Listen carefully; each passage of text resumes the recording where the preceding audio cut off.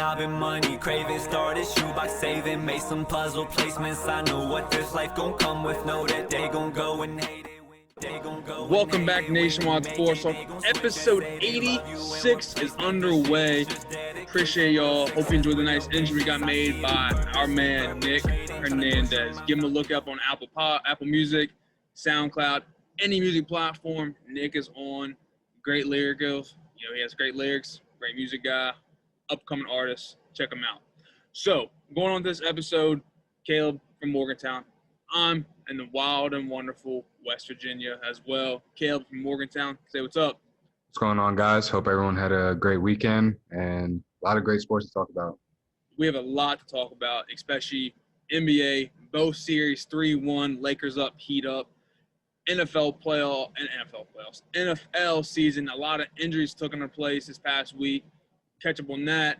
NCAA, a lot of conferences are coming back into play this fall. We'll catch up on that as well. And then end the show off with our 5-star performance of the week and the best games to look forward to the NCAA season. Before we continue on this episode, Caleb and I were reached out to a new network coming out for podcasters called Unhinged Sports Network. That's where a group of podcasters will be on 2 times a week. It's like a radio podcast they're doing as well. It's pretty unique how they're doing it. It's a set platform like a radio style on YouTube, where Caleb and I got the opportunity to be a part of, and every Monday and Friday we'll be on the YouTube podcast broadcast. Kind of catchy podcast broadcast. I like that. But anyways, we're on the time slot from 9 a.m. to 11 a.m. So you'll get more of us, you'll hear more of us, and you're going to love it even better. I know you want to hear us more. Caleb knows what you'll want to hear him more, how he rants about the wrong thing half the time, and I got to tell him off and say, no. Let's talk about the Cowboys and Falcons game. You know what I'm saying? He was wrong about that. I put him in his place. Y'all know how I do. But we got a great opportunity ahead of us. It's a new thing starting up. They're doing a lot of other podcasts are part of, like J-Dash Morning Show. There's a wrestling podcast on there. The Gridiron Gallery talks about football, not just NFL like we do, but they talk about everything, arena, Canadian football. Back when the AFL was when they talked about that, but they talk about college football as well. There's a podcast in Oklahoma. They do all Oklahoma sports. It's a unique thing. So starting October 2nd, that's the premiere date for it. We'll be on there at 10 a.m. and we get off at 11 a.m. The next podcast starts. So stick around, listen. It's like your Sirius XM going on, but we're unhinged, the Unhinged Network. So check it out. So now, Caleb, let's get into the episode. Big one, great one. A lot of sports happened. A lot of things went on, and we're here to discuss it and talk about it. Let's kick it off. NBA playoffs. Give me your thoughts on Game 3 of that Celtics and Heat game that happened last Saturday, the 19th. It was a good game overall. Celtics, came out pretty strong. Jason Tatum led the way with 25 points and 14 rebounds. Also added 8 assists, and then Kemba added 21 points as well. So, I think they definitely came out pretty strong, but Game 4 was a complete turnaround. It was a great showdown for the Celtics and Heat in that game. Like you said, Celtics got upper hand in that game, winning that game 117-106. And to me, I knew that the Celtics will get that win, Game 3. Being down 2-0, your adrenaline's going. You're more motivated to win, so you're not down 3-0. So, and the way the Celtics team's made and combined, you got Tatum, Kemba, all those guys, and they definitely don't want to be down 3-0. The way Tatum played the first half, I was a little sketchy about. I was like, it's going to be a rough game for the Celtics. But Kemba pulled through the veteran leadership he brings to the team, honestly. He's not that old, but he's the oldest player on that team, I feel. And what he's been through and what he's done, obviously it showed in that game. And the way Jaylen Brown played, 26 points for him. But the biggest key for the Heat, I feel like leading throughout the series and through the playoffs, the season, is their big man Bam. Bam is a stellar performer, what he's done. That Game 3, he had 27 points, 16 rebounds. That's a double-double right there, and only missed 4 shots. Other than that, he's a great player. Jimmy Butler, we know how he plays. And honestly, I don't see how people say he's a bad teammate. They said he's a bad teammate for the Sixers, the Timberwolves, but look at those teams now and look what he's doing now. He wasn't happy, and we talked about that. He wasn't happy with those organizations, but he is happy at Miami and what he has around him. Yeah, just to touch on what you said real quick, I think it was more of either coaching or players or front office. Something was not going on right in Philly or in the other places he was at. And like we said last episode, Eric Spoelstra does a great job of having that team all bought in. And he's done a great job so far, especially to have a young team like this to make the run they're currently on. Couldn't agree more. So now, from game 3 comes game 4. And this game 4, I'm going to let Caleb talk about it because his boy went off. Yeah, so Tyler Hero, 15 points and six rebounds at the half. The Celtics really struggled at the half. I was watching it, and I mean, Jason Tatum came out 0 for 6 from the field, 0 for 4 from the three at the first half, and Kemba and Jaylen Brown were pretty much carrying that team. But when you have Jimmy Butler, who's also putting up 11 points, and then Bam putting up 10 points as well, it's kind of hard to rely on two players. And then obviously, Tyler Hero, everyone talked about it, led the way with 37 points for this team to finish off with a strong game 4. And I don't see where the Celtics can come back from this, especially if the Heat are that hot going into tonight. Exactly. And let's talk about Tyler Hero real quick. What do you think his future is looking like right now? Bright, very bright. I mean, he definitely struggled a lot in Kentucky. So, it kind of had me questioning if he was going to struggle making that next step into the league. Obviously, everyone's going to struggle in the league, but for him to perform the way he's been performing in tight games like this and in big games, especially in the conference finals, it's huge. So I definitely think he has a huge and bright career ahead of him. I couldn't agree more to that. I mean, I'm saying like multiple All-Star nominations, my bad. And he's going to have a great future, and I think he's going to get a big contract after his rookie one's done. I think him and Duncan Robinson are going to be seen in that three-point contest too. Yeah, I mean, Tyler Hero, he's pulling from no matter what. He don't care. Yeah. I love that kind of player. I'm shooting the shot. I don't care if I'm getting guarded, wide open. I'm shooting the shot. Yeah. Another big thing for Boston is they turn the ball over way too much. I mean, in the fourth quarter alone, they had 7 turnovers. And you can't do that. I mean, not when you're down the stretch of a tight game, and you're obviously Jason Tatum came back and was scoring a little bit, kind of helped out the team more in the second half. But when he's not scoring in the first half, that's obviously missed, and that showed big time. So, do you think the series ends tonight? Yeah, I believe so. I mean, especially if Tyler Hero is that high going into tonight as well. Yeah, I mean, the way Tyler Hero played, the way that he's been playing, I don't think nothing's going to stop them right now after this Game 4 performance they had.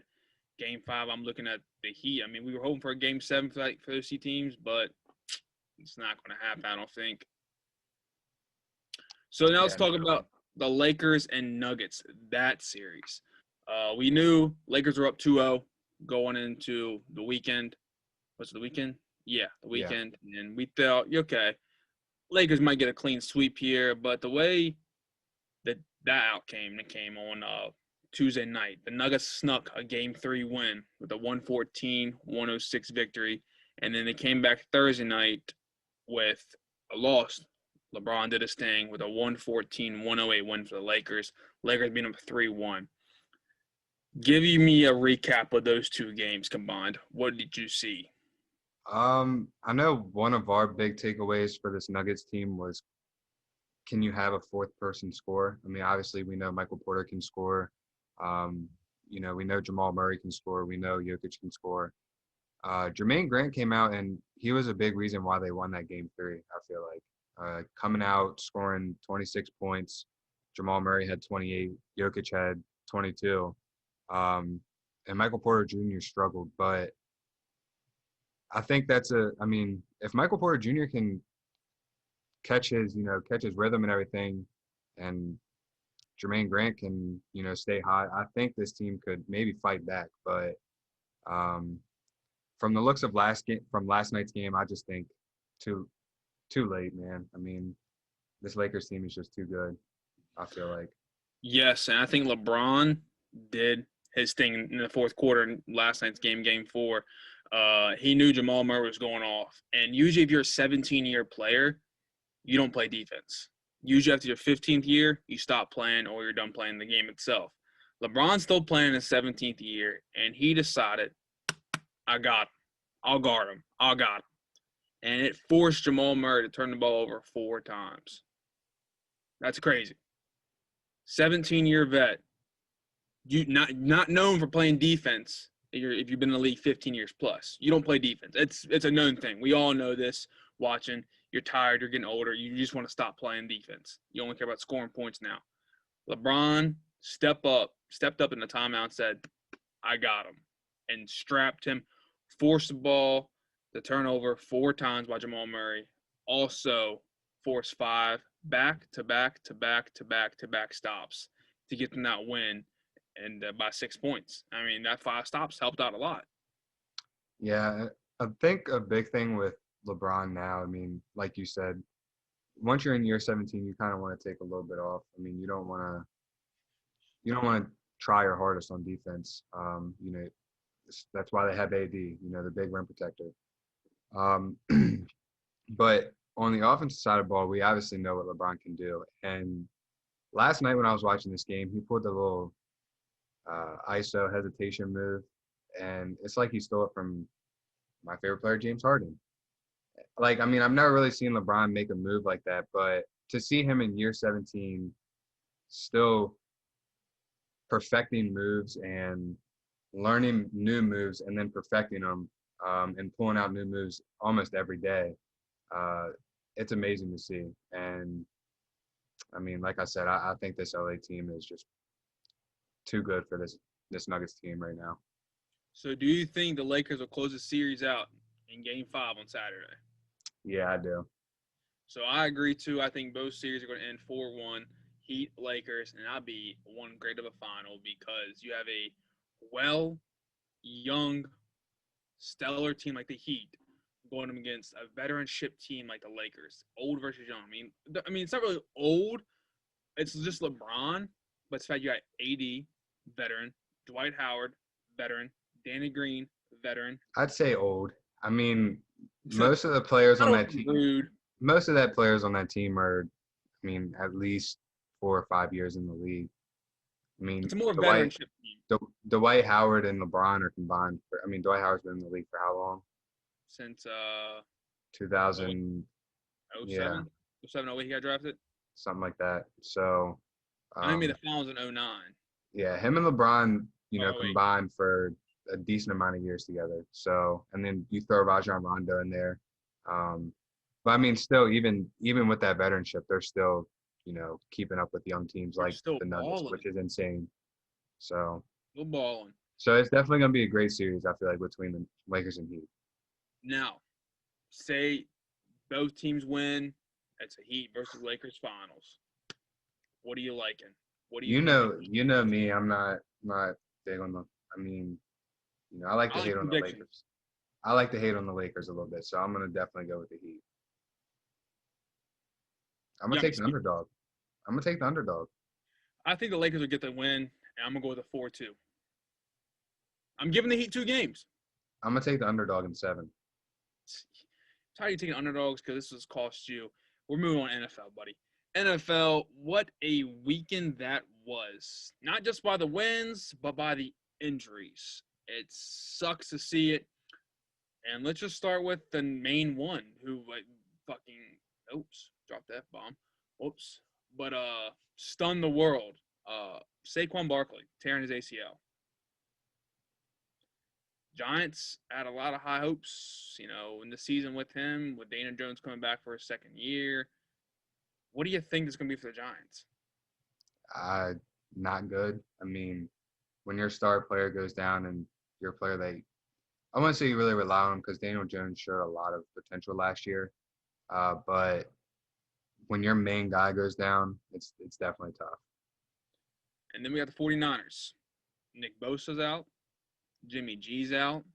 Raheem Monstert's out. D Ford's out. That's a lot of main people on that team. And with Nick Bosa, he tore his ACL, didn't he? Yeah. This is the year of ACL injuries.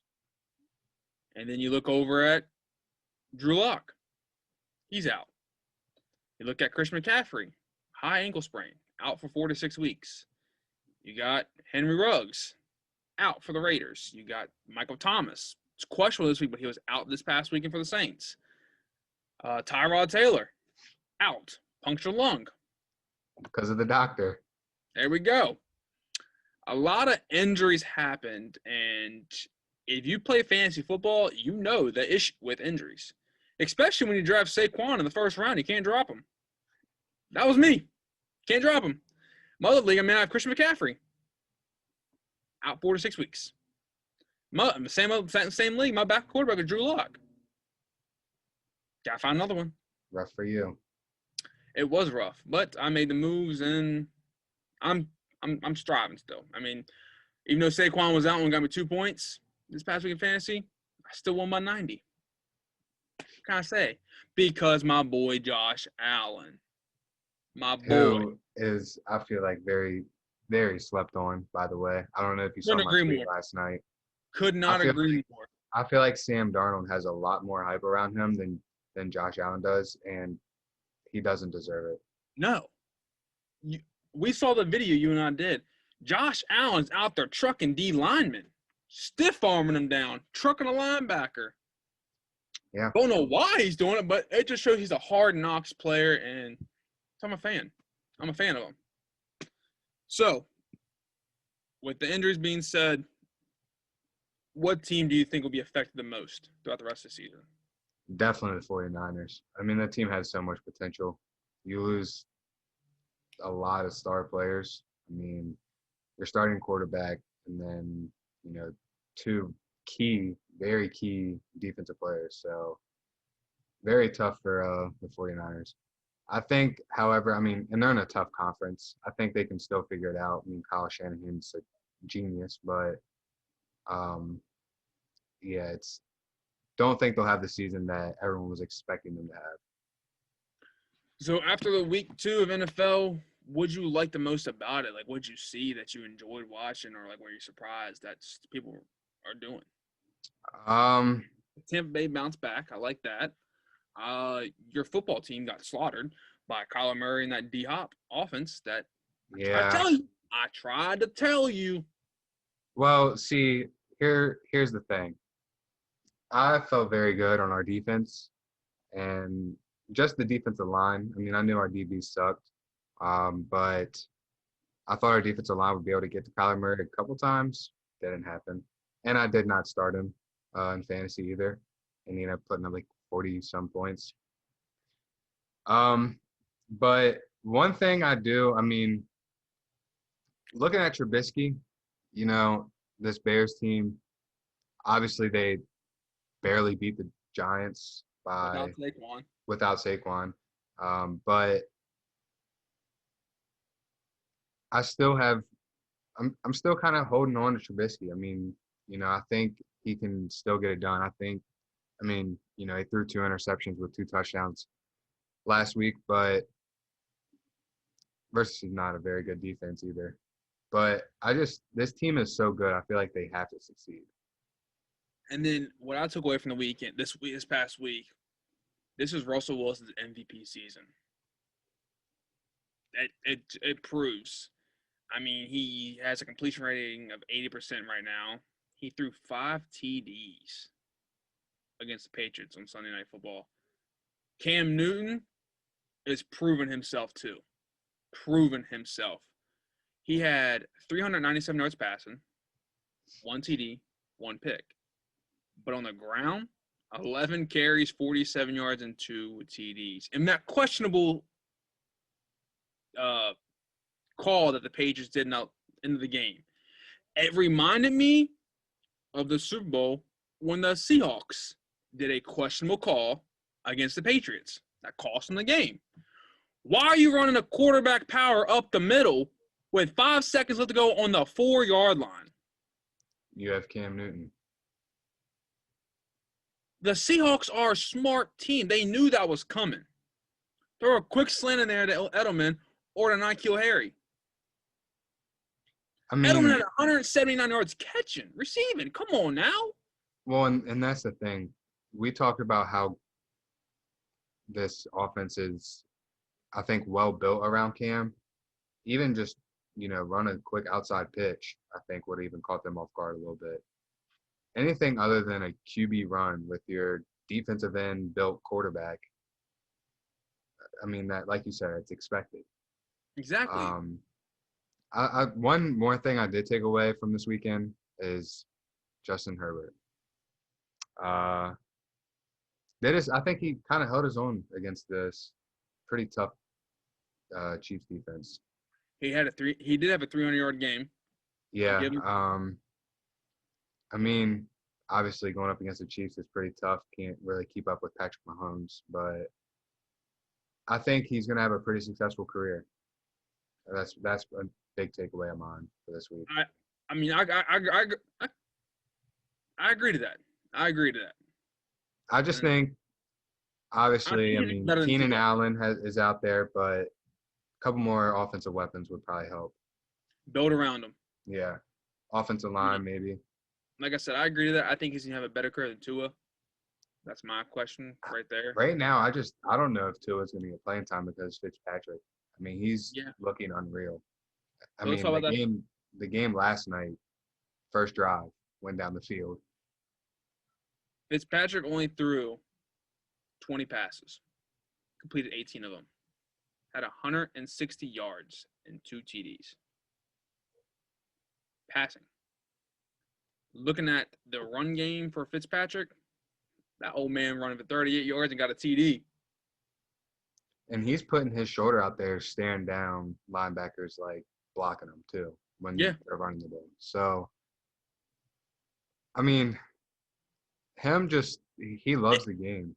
Yeah, it's weird. It's weird to say this, but Tua's got a good person in front of him to learn off of. Oh yeah, he does. I mean, Fitzpatrick is a good quarterback. He just has never really had good teams. Like, help. Yeah, I mean, he's never really had anyone around him. If you go back and look at his teams, he's had no star players really with him. And, I was listening to a podcast before this, and they kind of made the comparison of Gardner Minshew and Fitzpatrick. Like, they're kind of the same player. Because Minshew doesn't really have anyone around him now that they don't have Fournette. So, and DJ Parker's out. He's still going to find ways to win, I feel like. Minshew's a good quarterback, but just don't have anyone around him to be a star. If you're looking at Fitzpatrick, you know where he went to college? Harvard. Yeah. You look at him, he's smart like, man. He ain't a Harvard boy. He's a smart man. Yeah, he is. With that long beard.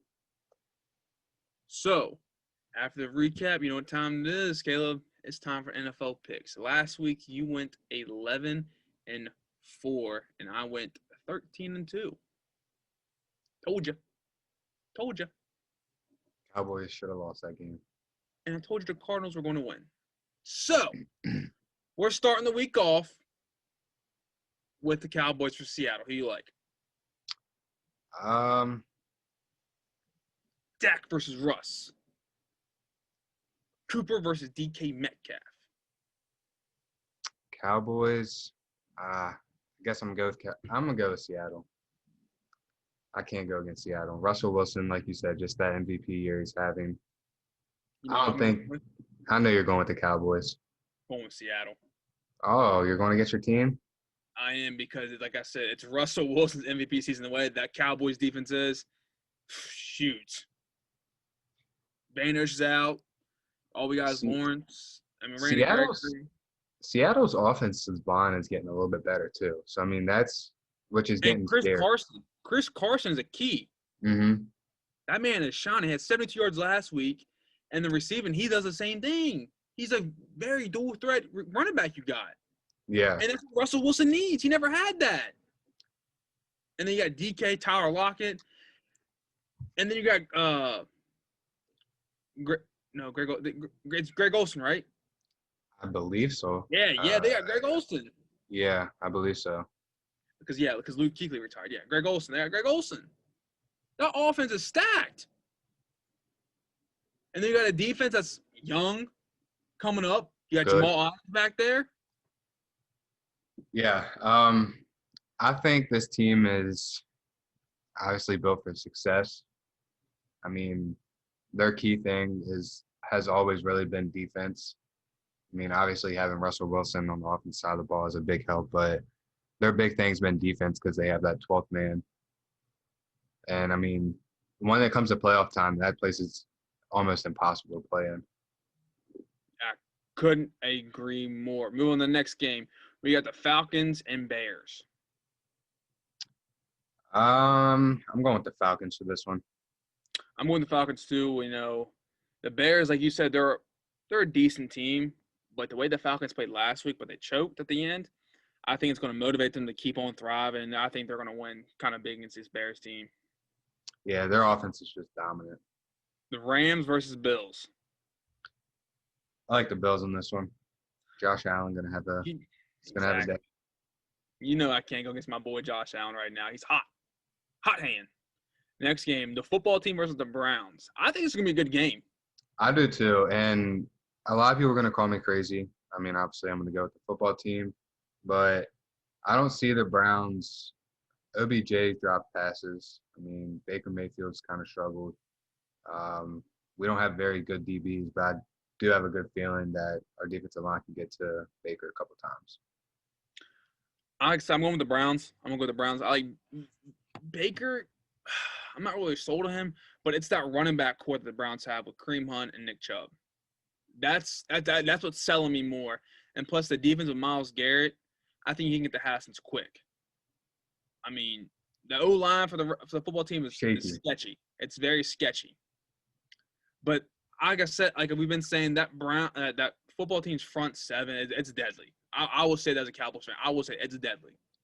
It's just their DBs. And then the Browns have Jarvis Landry and Odell. And then you can never count out Austin Hooper. Mm-hmm. You can't. So I'm going with the Browns, but I'm going to go with the close game by 3 points. Yeah, I just think if we have a game like we did week one, get to the quarterback. I mean, obviously 8 sacks is a lot. I think, even 5 sacks we come out with, I think we win the game. But it can't be like last week where you don't sack, have no sacks at all or one. And Baker is mobile. Mobile. He's just not as mobile as Kyler Murray. I mean, Kyler Murray's a same coach in college, though. Don't forget that. True. So, next game, we got Titans versus Vikings. Vikings 0-2, Titans 2-0. Will the Vikings get their first win? Yeah, I just think this offense is down for a win. I mean, they're deadly. It's a deadly offense. So, you're going with the Vikings? Yeah. I'm going with the Titans, the way Tannehill played last week. Plus, you can never count Derrick Henry. And then you got the defense for the Titans. I think it's made to stop that Vikings offense because the offense the Titans carries, Derrick Henry. I think A.J. Brown's back this week.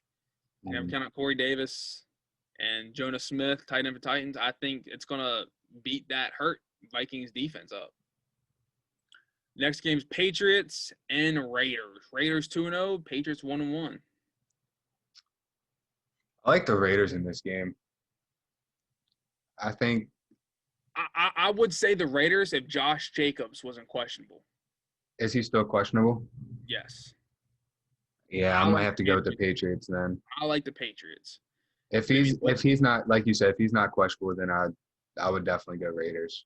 But I mean, he's just such a key part of that offense. So I think Cam will probably have a field day as usual. I just like the Patriots because the way they played last week in Seattle. And, I'm going to carry that over this week. Cam Newton is on a mission to prove himself. Yeah, I mean, like I said, he's – year. They did this man, I'm sorry, I'm going to rant real quick. They did this man so dirty. So dirty. And now it's backfiring against him because look at them struggling now without our star running back. Karma's a bitch, and it bit them in the ass real quick. Sorry, I had to rant a little bit. Like we said, obviously Seahawks had their starting quarterback, Russell Wilson. Obviously Tampa Bay got Tom Brady. And then the Saints have Drew Brees. So you're looking at 29 other teams that could have signed him, and now, like you said, he's out on a mission to And say they you signed him didn't like want to 3 weeks sign me. before the season started. This man's still in the playbook. And he's doing that damage to teams. I mean, And he lost to when a you have great football someone, team. He lost to a great football team this past week. He did. he Seattle did. will make playoffs. Will probably be in the Super Bowl. I'm calling it right now. I could agree with That's that. an early prediction. But the I could way agree with Russell that. Wilson's playing and how close that game was, I gotta say, Cam Newton's on a mission. He's going to win Comeback Player of the Year. Calling, I think it's already set in stone for his ass. Yeah. All right, my rant's done. Yeah. Tough act next to follow, game. I know. 49ers and Giants. Yeah, I like the 49ers. Even though they're hurt a little bit, Giants, I don't think they can win without Saquon. Yeah. I'm gonna just go against you. I'm gonna go with the Giants. For sure. Yeah, I guess you got to throw a curveball my way somehow. Yeah. Bengals and Eagles. I like this game because it's going to improve. Can Carson Wentz keep playing? Yeah, I like the Bengals a lot in this game. I do too. I like my man Joe Burrow. Yeah, he's been having a great year so far. I'd have a great year too if I threw the ball 6 times in one game. I mean, can you blame him though? Like, what else are they gonna call? I mean, Joe Mixon. Yeah. We took you number 1 overall.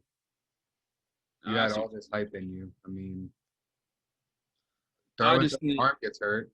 I feel like that's what any team's gonna probably do with Trevor Lawrence if they don't have it. 100%. Throw the ball. Let's talk about that real quick.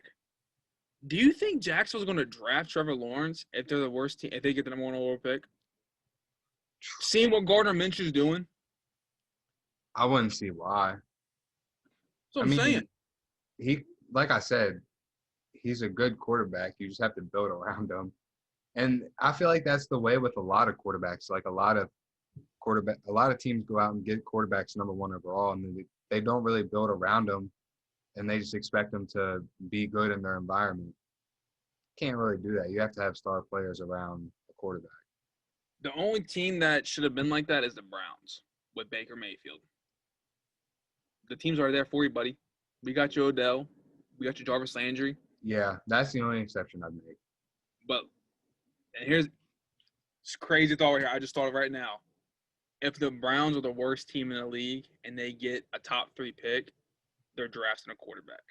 Which, if they somehow got Trevor Lawrence, I mean, if you get Trevor Lawrence or Justin Fields, or, I mean, I think Shane Buechele is a senior this year, so you get Shane Buechele in that system, which, I mean, I feel like off of his games recently, he could probably be up there. But, yeah, that team would be deadly if they get a top 3 pick because, like you said, if Baker doesn't do good this year, it's Baker's fault.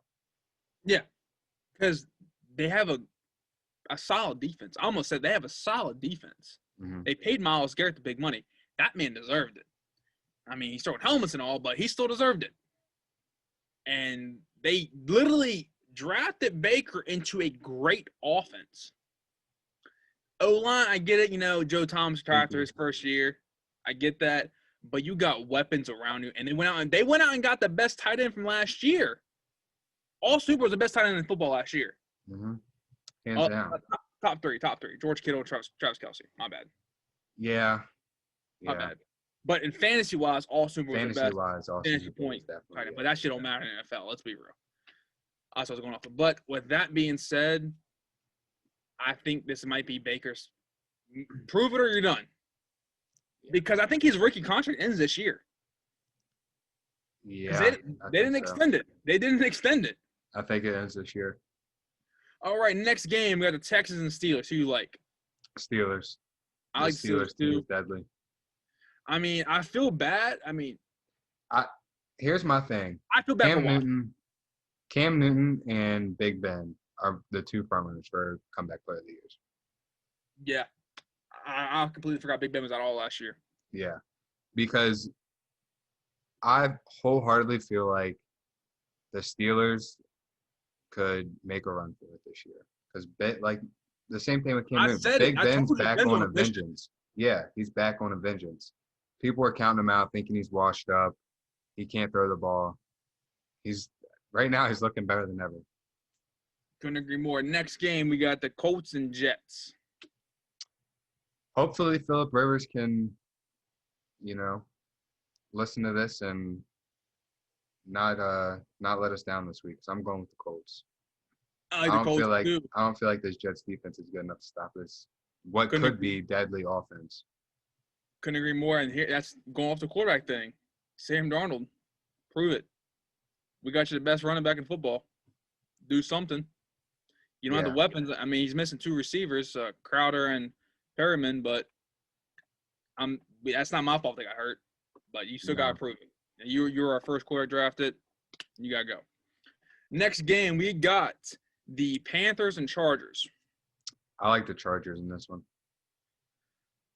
I like the Chargers too, only because McCaffrey's out. Only reason why. That Chargers defense won't be able to stop McCaffrey. I don't think so. But they can stop Bridgewater easily. Yeah. And then that defense that the Carolina has, I don't think it's going to be able to stop the offense that the Chargers are coming in with. I mean, it's not a deadly offense, but they got Keenan Allen. Herbert played really well last week against the Chiefs. Austin Eckler back there. I don't think. Yeah, that's why I just picked. I mean, I think even with McCaffrey, I just think this offense would be able to put up big numbers. Be kind of like a shootout versus in a run out. Like Chargers would just be airing the ball out with Herbert, and then Panthers just run the ball down the throat. Next game we got Broncos and the Buccaneers. Tom Brady looked really well last week. Can he carry it over? Yeah, I mean, like I've said in the past 3 episodes, I think preseason really could have helped a lot of people this year, especially them. But I feel like the Buccaneers are starting to get on their roll, and they're going to be a deadly team here soon. I feel like they'll definitely get a decent win this week. Yeah, and I agree to that one. I mean, it's crazy to say after one game, start on a roll, but I agree with that. I mean, yeah, it was one big win. I mean, to me, I'd hate to start my season off on a new team with no preseason going against the Saints. That's the same exact team from last year. They knew everything. I'd hate to have that be my first game. But the Buccaneers bounced back, got that first win, and I think they're going to win again against this Broncos team without their star quarterback. And I think Philip Lindsay might be out, and Jerry Jeudy's out. Yeah, tough timing for the Broncos right now. Tough time for any player with more than 2 injuries. Next game, Lions and Cardinals. Cardinals for sure. Cardinals out of doubt. Not really talking about Kyler Murray and D-Hop. It's a great combo. I'm glad they did it. Sunday Night Football, Packers and Saints. Drew Brees, had a tough game Monday night against the Raiders. Lee bounced back against Aaron Rodgers. Devontae Adams This is going to be a good game. This is going to be a good game. I think Michael Thomas is questionable too. I mean, I feel like they'll both probably just, stretch and not do too much in practice and then play. So I feel like they'll both probably be back. And if that's the case, I'm going to go with the Packers because Aaron Rodgers is on another level. You want to talk about someone else that's on a mission? Aaron Rodgers is on a mission this year too. I'm going to go with the Saints. I mean, I love Aaron Jones for the Packers. Great running back, great receiving running back too. But Alvin Kamara is built like a bus, but moves like a Ferrari, if that makes sense. And I hope it does. I hope it's not confusing anybody. But the reason why I'm going with the Saints is that Drew Brees has more targets than what Aaron Rodgers has. And if Devontae Adams is out, who is he going to throw the ball to? Nobody. Throw it up in the air and catch it himself. So I'm going based off the injuries right now. If Adams is playing, I like the Packers, but I'm going off what I've seen, and he's questionable. It's very seldom he's going to play. What I've seen in interviews from beat writers. I like the Saints, Drew Brees, Aaron Rodgers. It's going to be a great battle. I couldn't agree more. It's going to be a great game, but I'm going to give the edge to Saints. Monday Night Football. This is the game of the week, game of the season, I feel like. Chiefs versus Ravens. What do you think the final score to this game is going to be? I'm going to go with the over. Over 60. Yeah.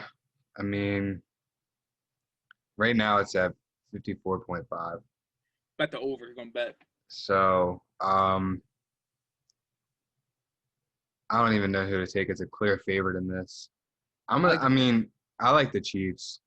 I think the Chiefs offense. I mean, obviously the Ravens offense is deadly. But what Clyde Edwards-Helaire has come out and done so far, Patrick Mahomes and Tyreek Hill look like they haven't missed a step.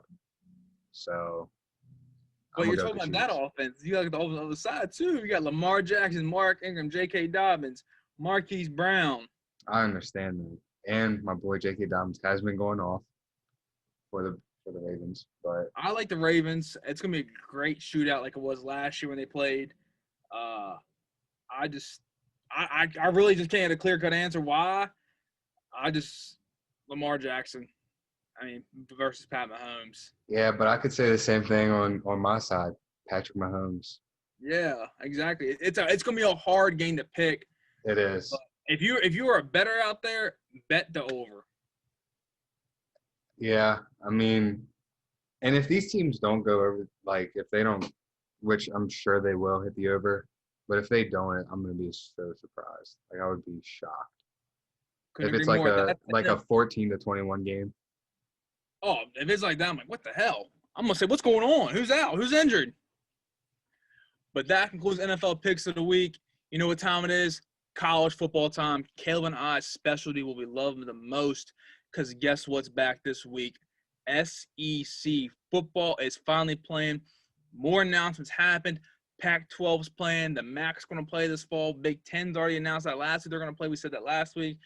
College football is back finally for good. Every conference is playing, I feel like. I'm not sure about the Mountain West yet because, I'm trying to see my Boise State boys play. Not for sure about that conference yet. But SEC football is back this weekend. We got some big games to talk about. But first, we're going to talk about the Pac-12. Caleb, you know the inside about it. What's going on? So Pac-12 is known as 7 in-conference games. They'll be back November 6th. But Stanford's not playing. Yeah, that's right, because Stanford did opt out.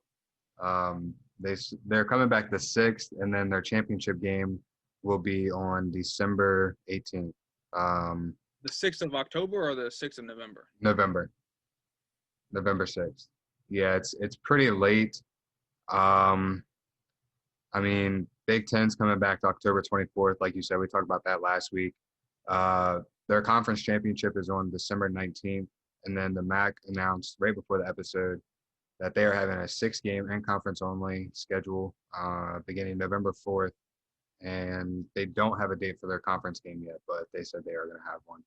So, at least it's good because these conference games, I feel like, the MAC obviously probably not going to have anyone in the or obviously definitely not going to have anyone in the college football playoffs, but Pac-12 and Big Ten, they can at least get their conference games done in time for the playoff committee. So that's nice.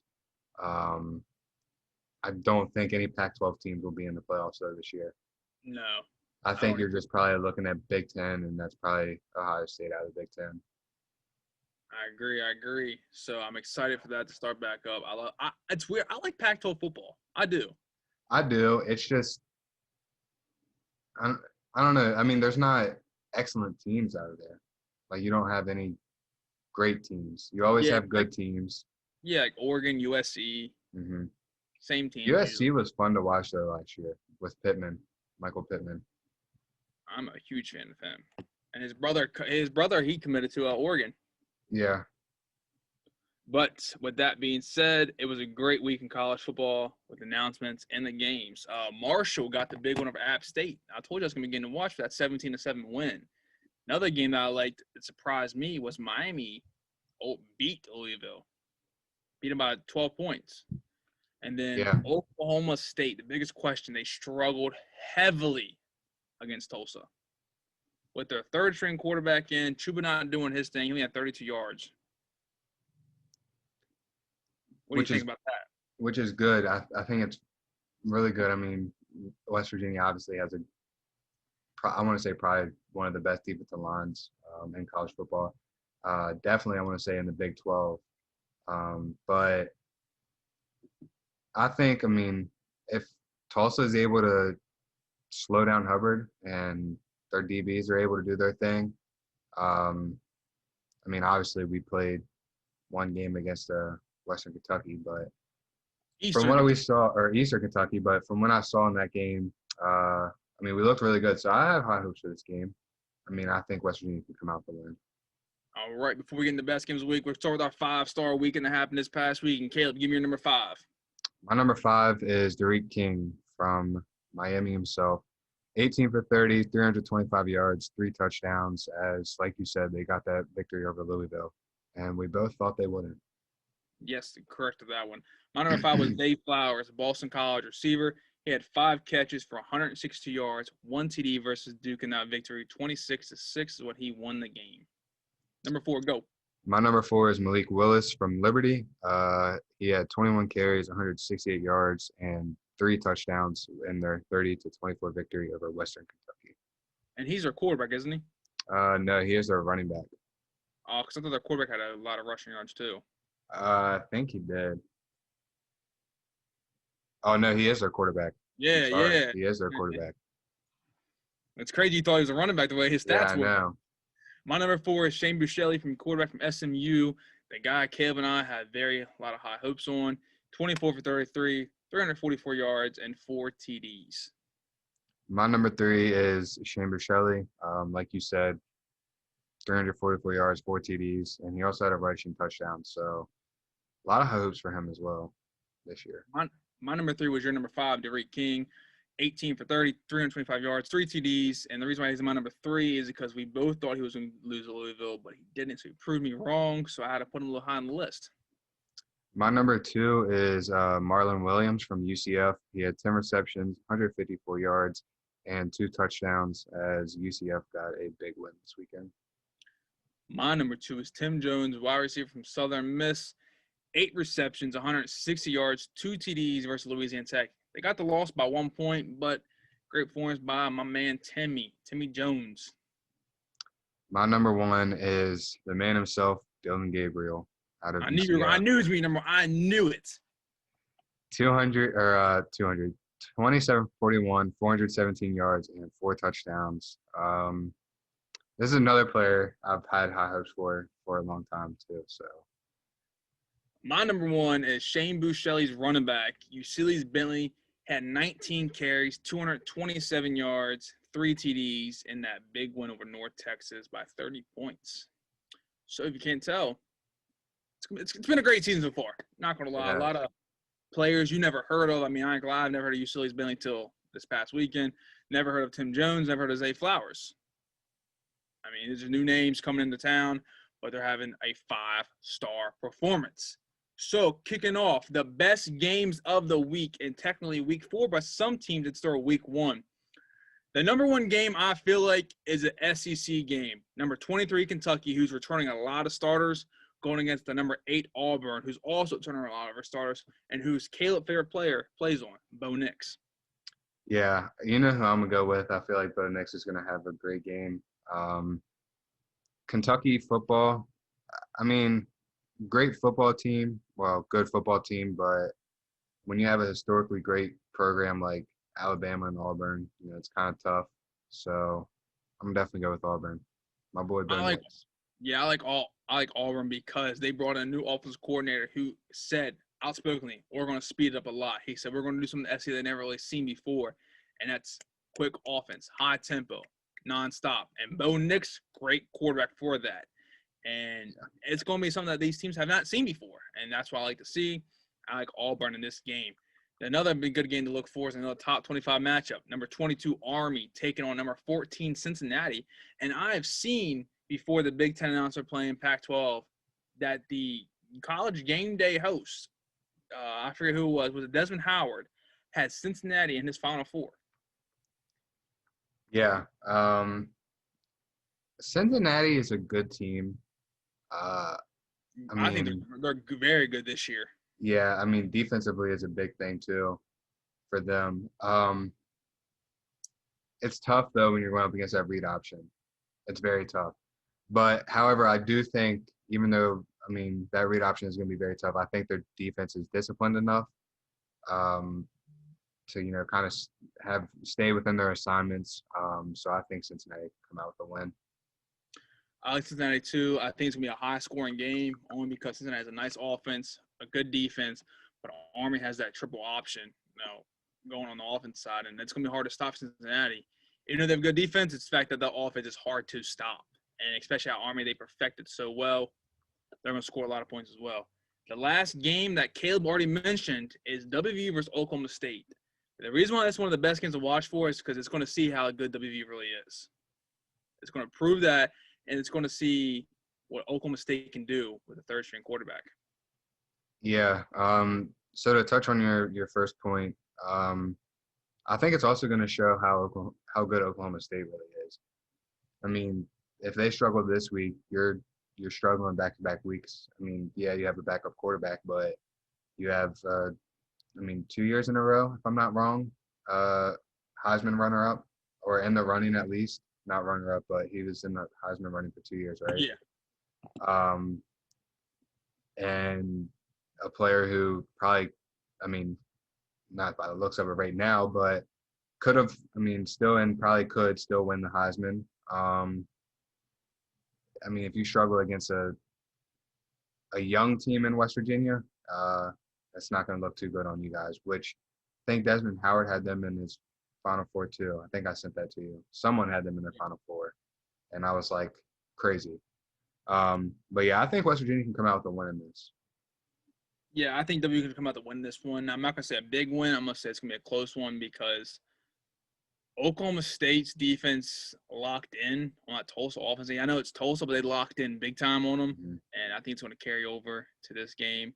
They're going to see what they did well on. They're going to continue to do well on it. But the defense for WVU, with the Still brothers, the linebackers, the DBs, I think it's just a better defense. It's going to stop that Chuba Hubbard offense because I don't think they can do it with a third-string quarterback. Yeah, and to touch on one more point, the offense looked really deadly last game too. We both had both of our running backs up there as in five-star weekend.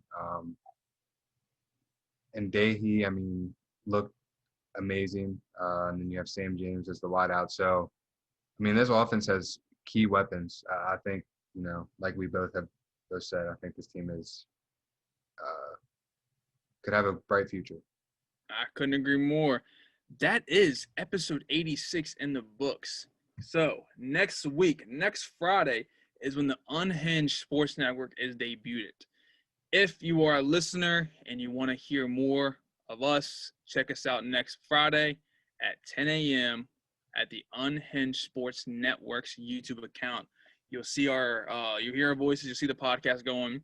But don't just listen to us. Listen to other guys out there. There's more people out there. They also have their own opinions, and I think it's gonna be a great thing for us. I'm not gonna lie, Caleb, because it's gonna benefit us in the long run. It's not gonna hurt us at all. Just the fact that we're getting more people out of it, and I ain't gonna lie, we couldn't get paid off this. Yeah, I think like you said, it's gonna benefit us a lot, and I'm excited for it. It's a new chapter, we started a new chapter going to YouTube, and now we're starting an even new chapter going to a network. So we're on to bigger and better things here. I couldn't agree more because it all, like I was saying before, it all started with me hooking a mic up to my phone using voice memos and doing my podcast. Now I'm got the mic, got the Apple podcast going, brought you on with me, got the YouTube channel up. Now it's time to get on a little network. Get our name out there more, get more viewers and stuff like that. So I think it's gonna be a great thing. So check that out next Friday. And so how we're gonna do it. So on Friday's show next week, we're going to send the link to the producer for the network, and then we'll have our show still on Apple Podcasts and on YouTube as well. So on Friday's episode for the broadcast, you're going to hear a lot of NFL talk, a recap of what happened during the week, and just a refresher, that kind of stuff. But we're going to talk more in the NFL and the NBAs. The Monday show, you'll hear We're going to talk a lot about college football, how the weekend went. We're going to do a 5-star performance, just go in detail with that kind of thing. Give some predictions for each conference, how it looks so far. That's how we're going to do it, I feel like. And I think it's the best way possible because we have to send the podcast the day before. So we won't be able to touch base on what happens that night or the next day because we won't really know for sure. But that's how I think we're going to do it, Caleb. Yeah, sounds good to me. So, Sounds Caleb, like a plan. with that being said, say your peace, love, and goodbyes. All right, guys. Well, I will see you guys next week. Like Mackie said, come check us out on the network. Like, subscribe, comment. Let us know what you want. If you have any more ideas for the podcast, let us know. And we'll see you guys next week.